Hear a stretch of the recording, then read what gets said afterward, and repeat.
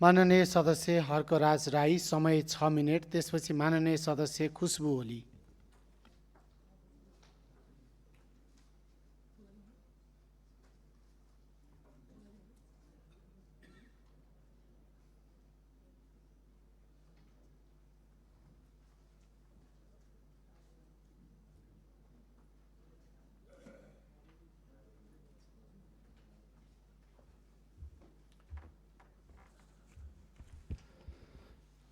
सम्माननीय सभामुख महोदय, यो प्ले कार्डको बारेमा सबैलाई जिज्ञासा भइरहेको होला। संसद सार्वभौम हुन्छ कि सरकार सार्वभौम हुन्छ भन्ने प्रश्न म गर्न चाहन्छु र सरकारलाई यो सार्वभौम संसदप्रति उत्तरदायी बनाउने मेरो एउटा प्रयत्न हो, हाम्रो प्रयत्न हो। संविधान भएको देश, खाने धान नभएको देश, संविधानको धारै धारा भएको देश, पानीको धारा नभएको देश, विधि र विधान भएको देश तर बाटो र यात्रा गर्ने साधन नभएको देश, कानुन भएको देश, खाने नुन नभएको देश। त्यसो भएको कारणले गर्दाखेरि म यो विनियोजन विधेयकको सिद्धान्ततिर म जाँदिनँ। जनताले मलाई जे बोल्नलाई पठाएको हो त्यही कुराहरू म गर्छु।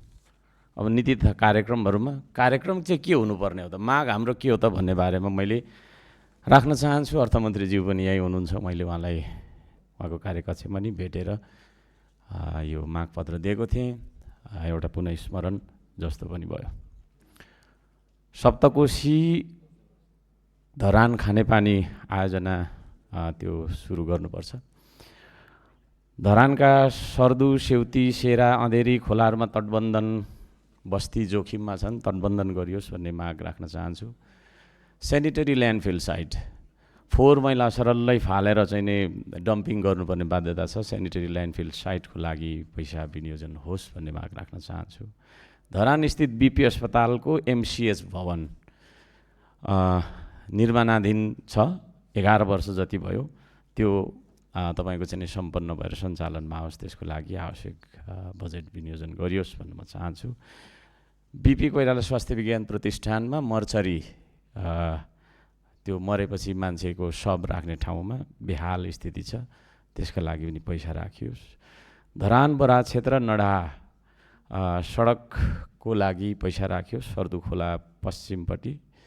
धरान भलुवा चौरी सडक सर्दु पूर्व, त्यसको लागि पनि बजेट विनियोजन होस् भन्ने माग राख्न चाहन्छु। धरान हरियालीदेखि रामधुनी जाने बाटो, बराज क्षेत्र 1 को देखि चतरादेखि सूर्यकुण्ड जाने बाटो, धरान 4 को देवीगाउँ हुँदै दानाबारी जाने बाटो, धरान 5 को ठिङ्गाबारी हुँदै धरान 4 सुमनटार जाने बाटो, धरान 20 चिन्डे डाँडा सुम्निमा पारुहाङ सांस्कृतिक सम्पदा जाने बाटो, धरान 20 भन्ज्याङ छेउको कोका खोलाको मोटरेबल पुल, धरान 5 मसाने खोलामा एउटा पुल, त्यसै गरी धरान 5 र 4 जोड्ने निशान डाँडा र खार खोलाको पुल कृषि सडक हो त्यो। धरान 20 भन्ज्याङदेखि स्वारा जाने बाटो कालोपत्रे गरौँ। धरान 17 पटनालीको समावेशी टोल मार्गमा सडक निर्माण गरौँ। धरान 11 मङ्गलबारेदेखि ऐश्वर्य मार्ग निर्माण गरौँ। धरान 11 विष्णुचोकदेखि सगरमाथा हुँदै विष्णुपादुका, सगरमाथा चोक हुँदै विष्णुपादुका पुलसम्मको बाटो निर्माण गरौँ। धरान 6 प्रणामी मार्गदेखि बाजी पार्क फुटबल खेल मैदानसम्मको सडक निर्माण गरौँ। त्यसै गरी धरान 17 फोकल्यान्ड चोकदेखि डाँडा घोपासम्मको बाटो निर्माण गरौँ। धरान 9, 10, 11 पुतली लाइनको बाटो मर्मत गर्ने पैसा छुटाइयोस्। धरान 8 को मदन भण्डारी राजमार्गमा एउटा पुल भत्किएर बिजोग भइरहेको छ, त्यसलाई निर्माण गरियोस्। धरान 8 को सभागृह निर्माण तथा मर्मत सम्भार गरियोस्। र बीपी अस्पतालमा एमआरआई मेसिन छैन, त्यो एमआरआई मेसिन खरिद गर्नका लागि पैसा छुटाइयोस्। बीपी अस्पतालको बिमा बोर्डले 75 करोड भन्दा धेरै पैसा दिन बाँकी रहेछ, त्यो कुरा तपाईको चाहिँ बिमा बोर्डबाट पैसा दिलाइयोस्। त्यो अस्पताल जीर्ण अवस्थामा छ, यतिखेर तलब खुवाउने पैसा नभएर फिटफिट भइरहेको अवस्था पनि छ। धरान 6 औद्योगिक क्षेत्र निर्माण गरौँ। प्रदेश नम्बर 1 मा व्यापारिक प्रदर्शनी केन्द्र निर्माण गरौँ। त्यसको लागि धरानले 5 बिघा भन्दा धेरै जग्गाको तपाईँको चाहिँ नि के अरे प्रबन्ध मिलाएको छ। धरान 8 जिल्ला ट्राफिक कार्यालय निर्माणको लागि पैसा छुटाइयोस्। धरान 14 विजयपुर धार्मिक क्षेत्रदेखि धरान 20 सुम्निमा पारुहाङ डाँडा हुँदै सुलीकोट हुँदै विष्णुपादुका मन्दिर सूर्यकुण्ड हुँदै बरा क्षेत्र मन्दिरदेखि रामधुनीसम्मको तपाईँको धार्मिक सडकलाई चाहिँ स्तरोन्नति गरियोस्। धरान बजारका बीचबाट गएको हाई टेन्सन लाइन विद्युतीय तपाईँको चाहिँ जोखिम छ, त्यसलाई स्थानान्तरण गरियोस्। बजार जोगाएर व्यापार जोगाउन सकिन्छ, आर्थिक क्षति हुन नदिनका लागि हाइवेलाई चाहिँ उचित ठाउँमा हेरेर बाइपास गरियोस्। बरा क्षेत्र नगरपालिका 1 हाटखोलाको हटिया बजार व्यवस्थापन गरियोस्। बरा क्षेत्र कालाबजार के अरे बजारमा हैटा खोलामा तटबन्धन गरियोस्। धरान 15 सदन स्कुलदेखि महादेव चोकसम्मको सडक मर्मत गरियोस्। धरान 8 को श्रीजङ्गा चोकदेखि चेकपोस्टदेखि धरान 8 भोटेपुल सम्म तपाईँको चाहिँ के अरे सडक निर्माण गरियोस्। त्यसै गरी धरान आविष्कार केन्द्रलाई उपकरण खरिद गरियोस्। धरान 16 गणेशमान चोकदेखि जोर सकुवासम्मको तपाईँको चाहिँ के अरे सडकलाई स्तरोन्नति गरियोस्। धरान 13 जानकी चोक झोलुङ्गे पुलदेखि पक्की पुलसम्मको सडक निर्माण गरियोस्।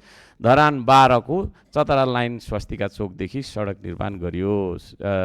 चतरा लाइनदेखि स्वस्तिका चोकसम्मको सडक निर्माण गरियोस्।